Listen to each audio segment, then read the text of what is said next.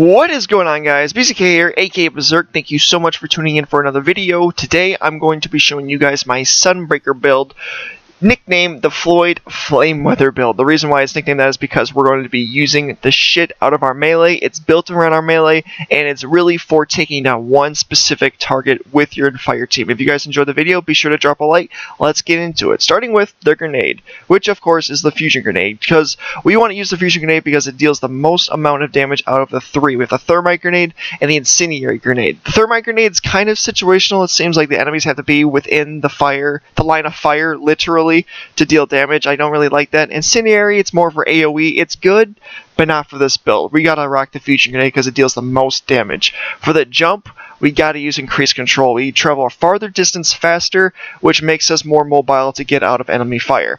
Increased height, or higher up in the air, it kind of makes us a sitting target.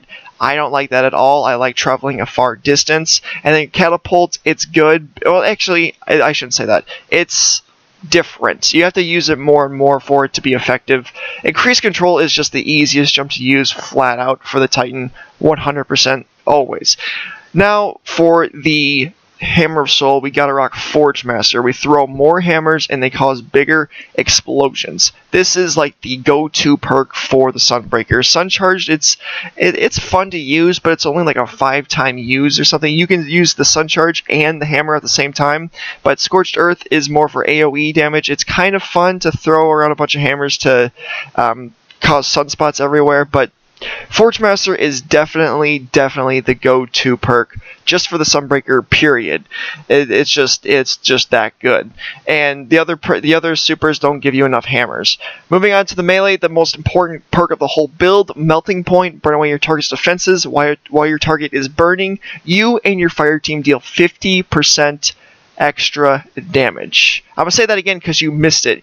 Everyone deals 50% bonus damage to a target while they're burning with Melting Point. This includes supers, primaries, specials, heavies, everything. It's 50% bonus damage. It's crazy. So if you use your Melting Point and you use your hammer right afterwards, each hammer deals about, I think it was like 11,000 damage each hammer. And if you have 8 hammers total, that's ridiculous amount of damage just from one person. Imagine a whole fire team.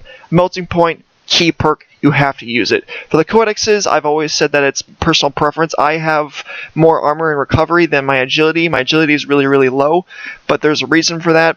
Again, it's all personal preference. You're going to be in the face of a lot of enemies with this build, so I would suggest higher armor, but again, that's just me. I have Fleet Fire for my passive perk. Enemies felled by my fire, which is melee, grenade, or hammer, I get an agility boost and a reload speed boost. And it helps because my agility is really low, so Fleet Fire, it just makes sense. Explosive Pyre is really good. It's more for AoE, it's not for this build. And then Flame Seeker is more for PvP. I mean, I've only used it for PvP and that's it. Fleet Fire is definitely my personal choice. And then Codex, of course, it's all preference. Now for the final perk, Firekeeper, you gain an overshield while standing in a sunspot, and your Hammer of Soul lasts longer. This deck's perfect with Forge Master because when you are standing in a sunspot with the Forge Master perk for your Hammer of Soul, you get about 8 hammers off. 8 hammers. It's crazy. And one thing to note is that with Firekeeper, you have to cast your Hammer of Soul while you are standing on the ground. Otherwise, you will not cast that sunspot, and you're not getting the main benefit from it. So make sure you keep that in mind. It's kind of a hidden ability, if you will. You have to stand on the ground for the sunspot to summon.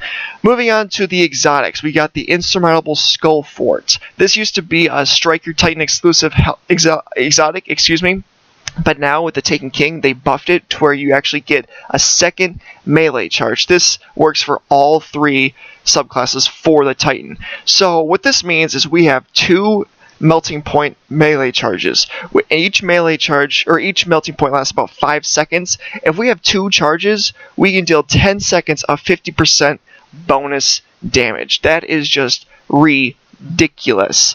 It is so helpful. And then to complement that, we have none other than the Monte Carlo. Simply by just dealing damage with this gun, you reduce the cooldown of your melee. So with this, with the Insurmountable Skull Front, you essentially always have at least one melee up at all times. If you don't, then you're damn near close. The strategy I've been using is I've been using my first melee charge, and while he's burning, dealing damage with my Monte Carlo to get my next melee charge, and I just keep rotating over and over again. But guys, that's it for this video. I highly recommend you check it out. It's very, very helpful for taking down one specific high health boss, like a strike boss, or, you know, like the Nightfall, or it even works in the Kingsfall raid if you wanted to use it on Golgoroth or something. But guys, that's it for this video. I hope you enjoyed. Be sure to drop a like, and as always, YouTube, peace out.